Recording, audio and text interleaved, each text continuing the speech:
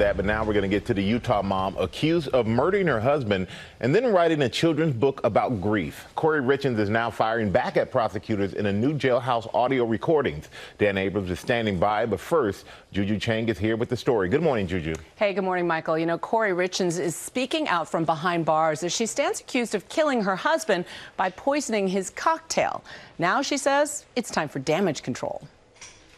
Give me a chance to prove it to you. In the jailhouse recordings, the Utah mom who stands accused of poisoning her husband is speaking out in audio released to ABC News. The world hasn't heard the real facts of the case.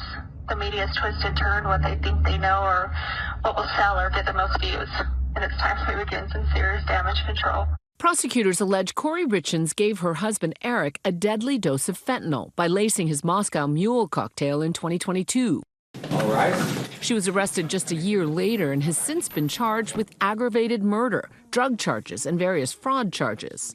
What I've really done is protect Eric at all costs. What I really didn't do is murder my husband. I could not and would not ever do that to Eric or anyone for that matter. Corey adamant she will continue to fight. I will not give up. I will not give in. Please, just give me a chance. The audio released Wednesday, just days after her attorneys filed a motion to withdraw from representing her, citing an irreconcilable and non-waivable situation that emerged from her civil cases, which also required them to withdraw from her criminal case. This, as the defense, in a separate motion, asked the judge to disqualify the prosecution for gross misconduct. They allege the state listened to privileged jailhouse calls between Corey and one of her lawyers. In emails they cite as evidence, the prosecutor countering, saying the defense lawyer failed to download a specific app that shields those calls and that the prosecution did not listen to the calls. Prosecutors denying the allegations, stating that motion is materially inaccurate and was filed in bad faith. Ms. Richens is entitled to a preliminary hearing. The case includes shocking allegations. Prosecutors alleging Corey was planning an all-inclusive vacation with another man before, during, and after the death of her husband. According to court documents, Corey sent text messages to a person prosecutors are calling her paramour, saying, "I'm in love with a man who's not my husband. I think I want you to be my husband one day." And that she texted him saying, "Love you," 5 separate times in the week between her husband's death and his funeral in 2022. The mother of 3 went on to write a children's book about grief for her sons, promoting her book on local television. And I kind of wrote this book on the different emotions and grieving processes that we've experienced last year.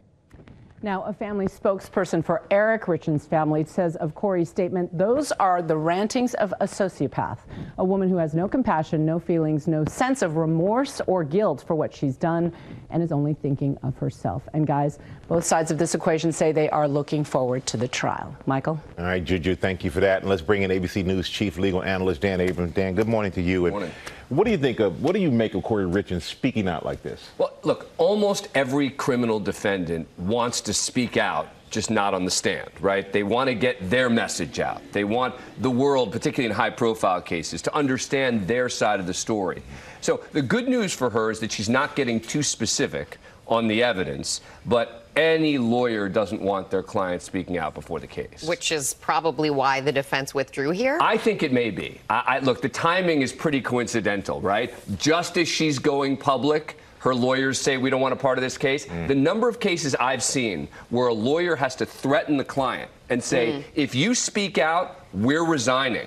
And in almost all of those cases, the client decides not to speak out. This may be one of those cases where, in the end, the client said, sorry, I'm going to do it. Again, we don't know for sure, but the timing would sure indicate that. And as Juju also noted, her lawyers filed a motion to disqualify prosecutors. Explain what happened here, what they're alleging. Basically, they're alleging that the prosecutors and the authorities have been listening in on protected conversations between attorney and client. Now, remember, you're allowed to listen in on jailhouse calls, right? We hear jailhouse calls all the time. You're not allowed to listen in typically when it involves the lawyer talking to the client.